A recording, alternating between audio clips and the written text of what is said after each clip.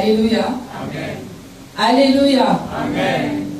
Nous allons à présent nous disposer pour écouter la voix de l'Éternel. Amen. Amen. Sa voix à travers sa parole, à travers ce qu'il veut dire à chacun de nous. Parce que Dieu a un mot pour chacun de nous en cette matinée. Alléluia. Amen. Que la suite nous soit favorable par la grâce de la bonne disposition d'esprit pour saisir en esprit ce que Dieu fait, ce que Dieu veut faire avec nous, ce qu'il veut faire pour nous et ce qu'il veut faire par notre canal. Nous appelons donc ce matin l'orateur qui s'est choisi, notre frère Raphaël, et nous acclamons très fort notre Dieu.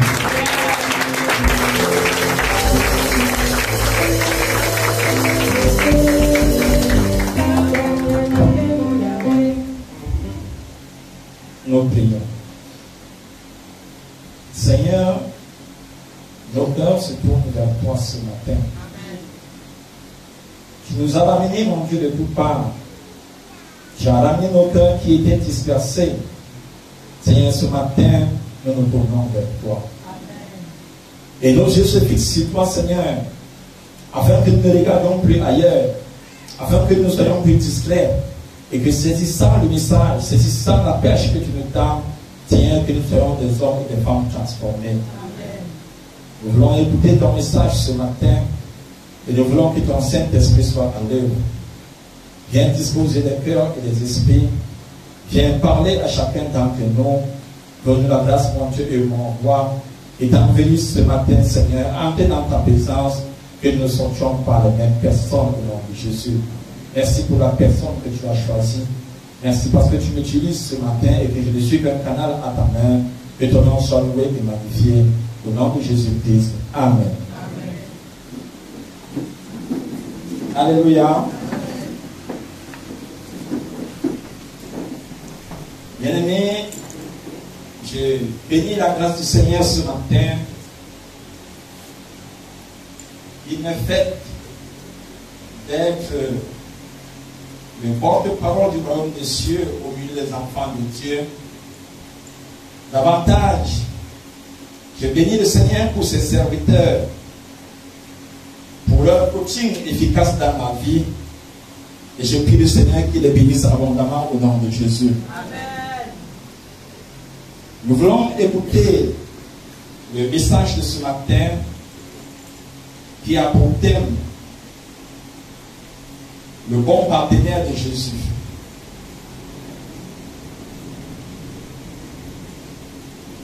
Le bon partenaire de Jésus.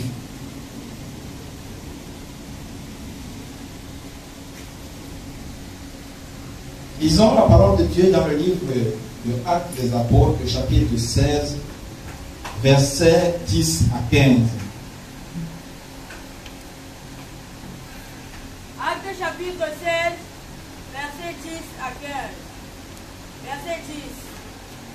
Après cette vision de Paul, nous cherchâmes aussitôt à nous rendre en Macédoine, concluant que le Seigneur nous appelait à y annoncer la bonne nouvelle. Étant partis de Troas, nous fîmes voile directement vers la Samothrace et le lendemain nous débarquâmes à Néapolis. De là, nous allâmes à Philippe, qui est la première ville d'un district de Macédoine et une colonie. Nous passâmes quelques jours dans cette ville. Le jour du sabbat, nous nous rendîmes hors de la porte vers une rivière où nous pensions que se trouvait un lieu de prière. Nous nous assîmes et nous parlâmes aux femmes qui étaient réunies. L'une d'elles, nommée Lydie, marchande de cour de la ville de Thyatire, était une femme craignant Dieu, et elle écoutait. Le Seigneur lui ouvrit le cœur pour qu'elle fût attentive à ce que disait Paul.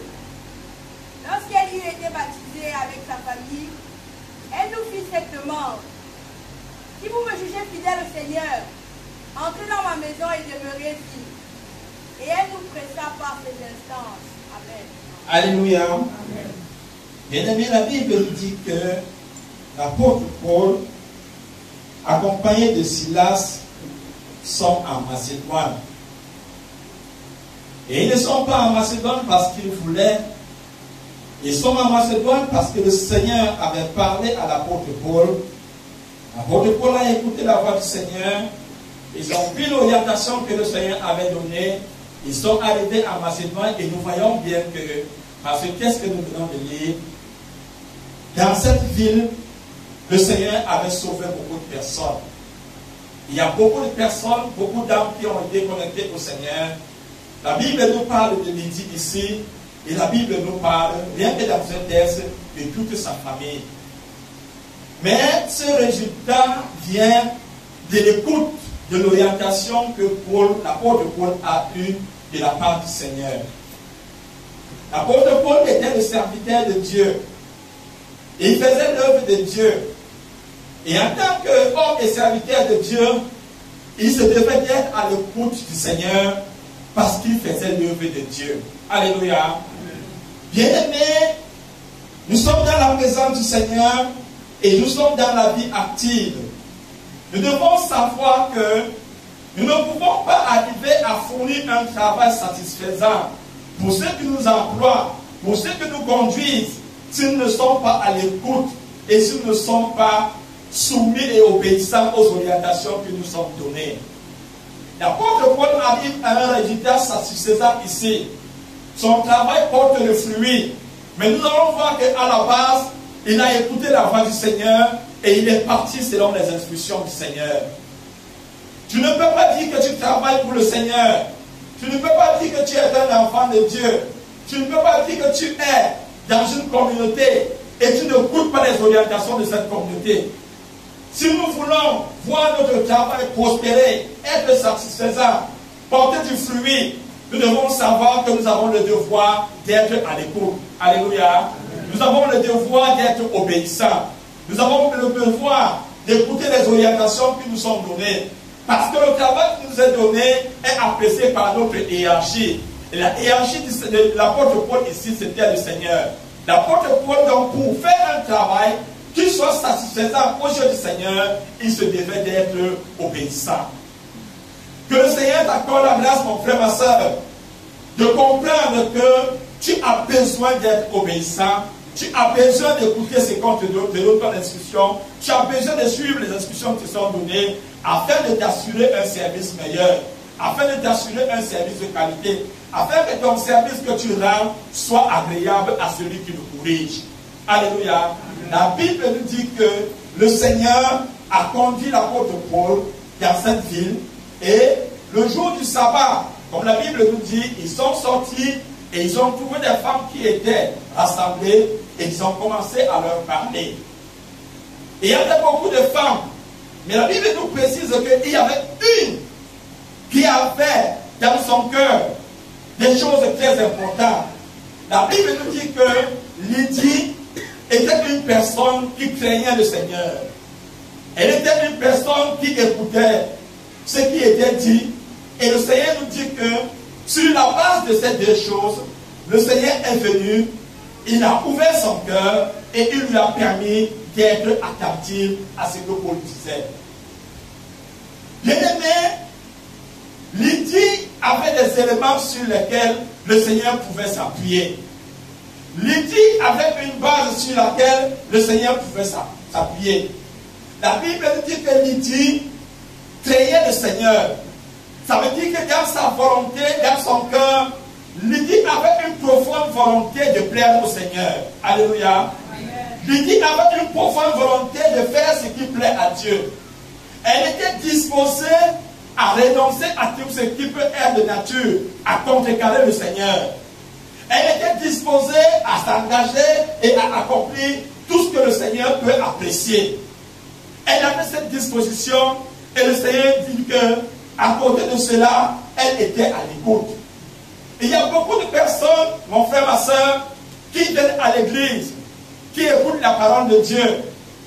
Mais la question est de savoir avec quel cœur est-ce que nous écoutons le message du Seigneur? Dans quelle disposition est-ce que nous l'écoutons?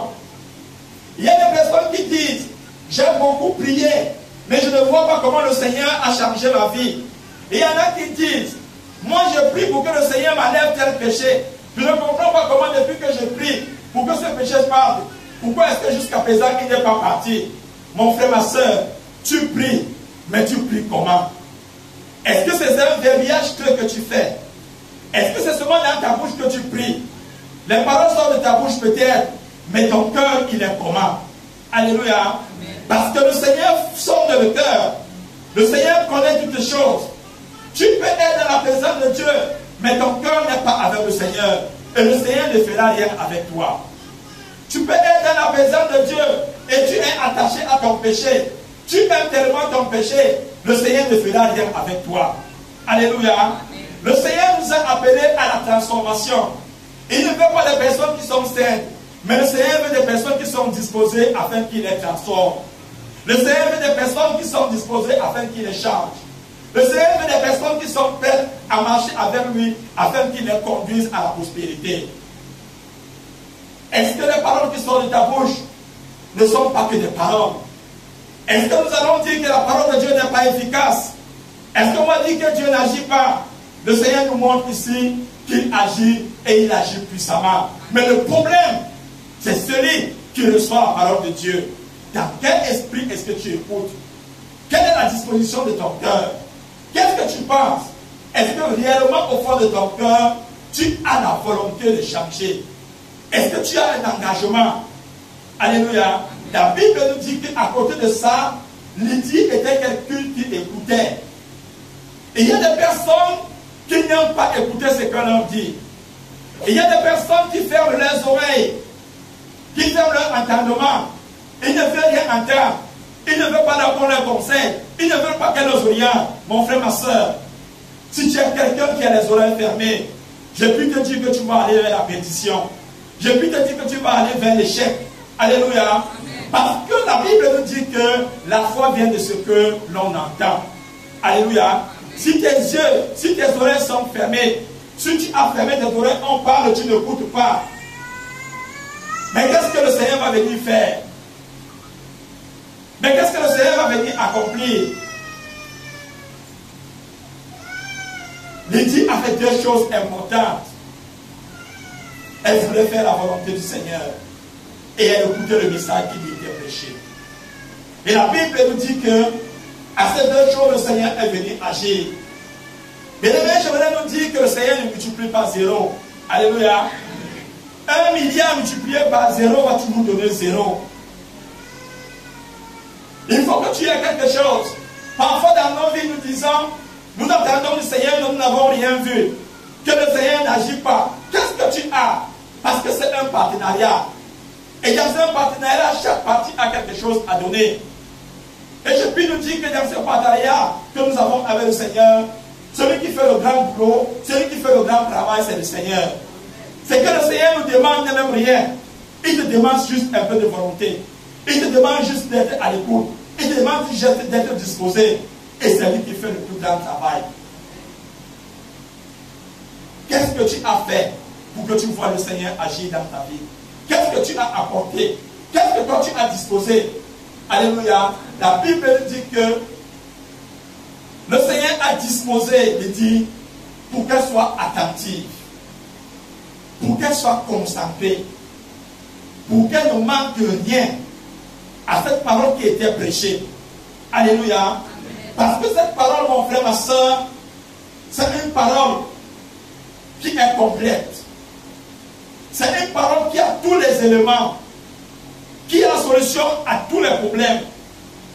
Le Seigneur savait que si l'oreille de Lydie est distraite, si Lydie n'est pas concentrée, elle pourra écouter certaines parties, c'est vrai, et il y aura d'autres qu'elle ne pourra pas écouter, et ça ne fera pas d'elle un bon chrétien ou alors une bonne chrétienne. Il fallait qu'elle soit concentrée pour saisir entièrement le message qui était livré, afin de pouvoir comprendre qui était le Seigneur, afin de pouvoir comprendre quelles sont les dispositions que le Seigneur a prévues dans sa parole, afin de pouvoir comprendre qu'est-ce que cette parole-là contient, afin de pouvoir comprendre quelle est la mission que le Seigneur a assignée à un enfant de Dieu. Tout ceci était compris dans cette parole. Je peux nous dire, mon frère, ma soeur, que la distraction est une mauvaise chose. Alléluia. Il faut que le Seigneur nous délivre de l'esprit de la distraction. Si tu es distrait, tu vas passer à côté de beaucoup de choses. Il y aura des situations que tu ne pourras pas bien cerner. et tu prendras des mauvaises décisions. Il y aura des décisions que tu auras à prendre, mais quand tu n'auras pas tous les éléments, quand tu ne pourras pas avoir toutes les informations, tu vas prendre des mauvaises orientations à cause de la distraction.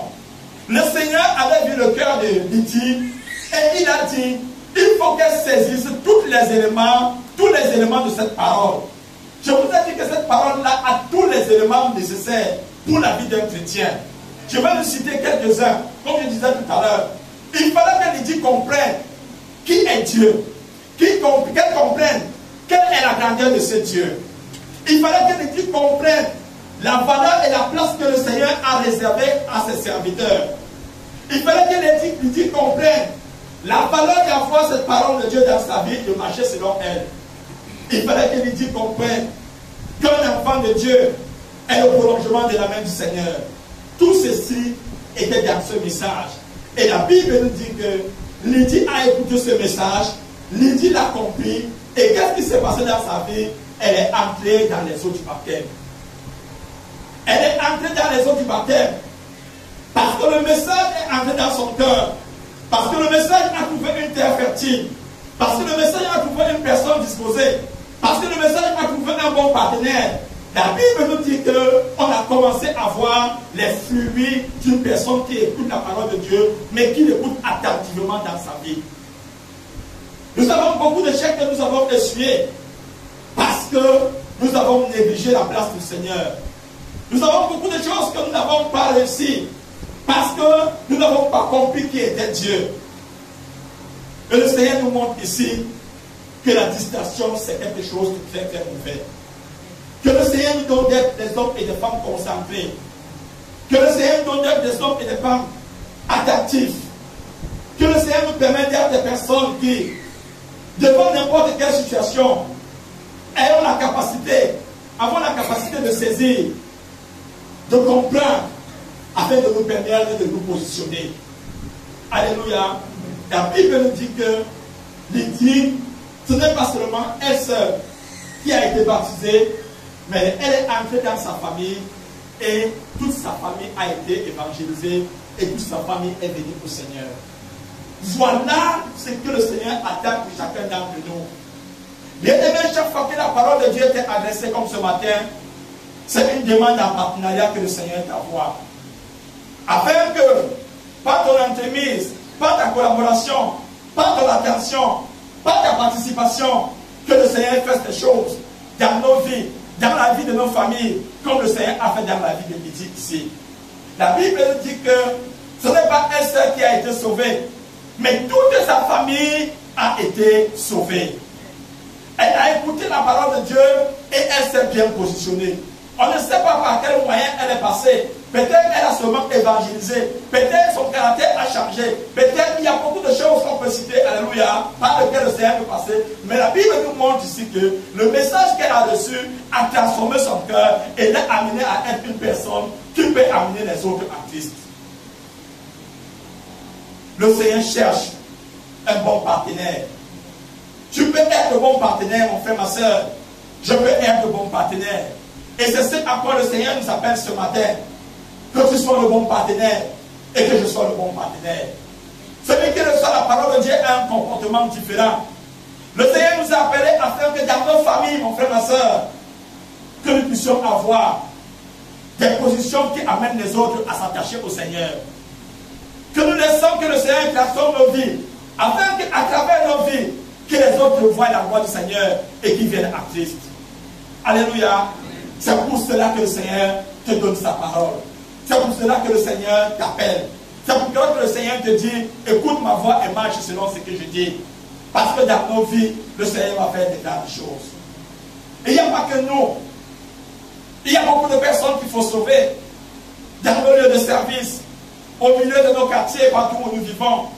Le Seigneur te dit, mon frère, ma soeur, si tu fermes la voie à la parole de Dieu, tu fermes aussi la voie à ce que le Seigneur peut changer au travers de toi.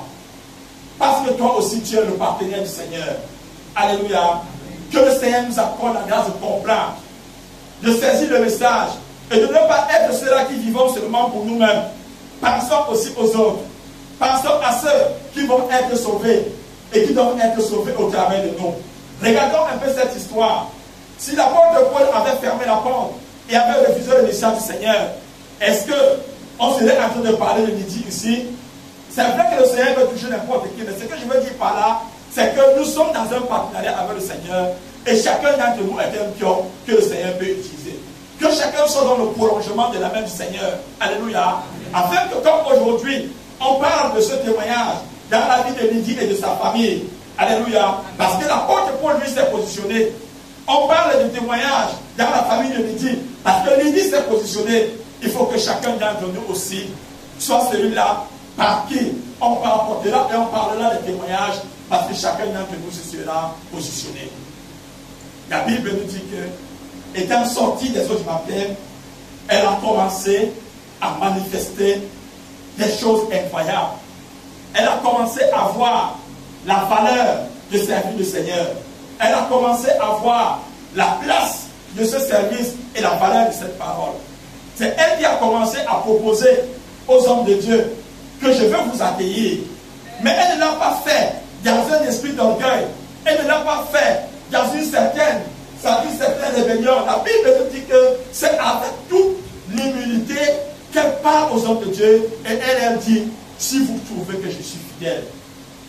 Elle voulait donner des choses parce que sa maison, elle voulait la mettre à disposition. Mais dès sa nourriture, vous savez comment on appelle les gens, la nourriture et tout ce qu'elle voulait les mettre à disposition, mais elle a dit, je demande l'accord des hommes de Dieu. Alléluia. Parce qu'elle a vu la valeur de ce service. Elle a vu que ce service, c'était un service honorable. Elle a dit que ce service, c'était un service que, si Dieu ne t'a pas fait grâce, alléluia, il ne t'appelle pas à ce service. Regardons donc la profondeur, regardons donc la place de ce service, regardons donc juste où le Seigneur veut nous amener quand il te tend la main et quand il te donne ta parole. Que le Seigneur ouvre nos yeux, qu'on voit la valeur de le servir. Que le Seigneur ouvre nos yeux, qu'on voit la valeur de marcher avec le Seigneur, qu'on voit la place de ses serviteurs, qu'on voit combien il est important de marcher avec le Seigneur. Mais il faut pour cela que nous soyons des bons partenaires. Mon frère, ma soeur, chacun de nous peut œuvrer à son niveau. Alléluia. Nous avons plusieurs façons de faire. Nous avons les partages de vidéos. Tu peux partager la vidéo, elle va arriver jusqu'au monde entier. Tu as contribué à connecter les gens au Seigneur. Et il y a beaucoup de personnes au travers du monde entier qui sont bénies par tout ce que nous faisons ici parce qu'on prend la peine de partager. Chacun a quelque chose à donner, chacun peut être un partenaire, mais que chacun soit un bon partenaire. Un bon partenaire, comme il dit, un bon partenaire qui veut faire la volonté de Dieu, un bon partenaire qui sait écouter, un bon partenaire qui écoute et qui est disposé. Alors le Seigneur te dit et me dit, avec lui, nous avons accompli de grandes choses. Nous avons compris le message du Seigneur, que le nom du Seigneur soit loué.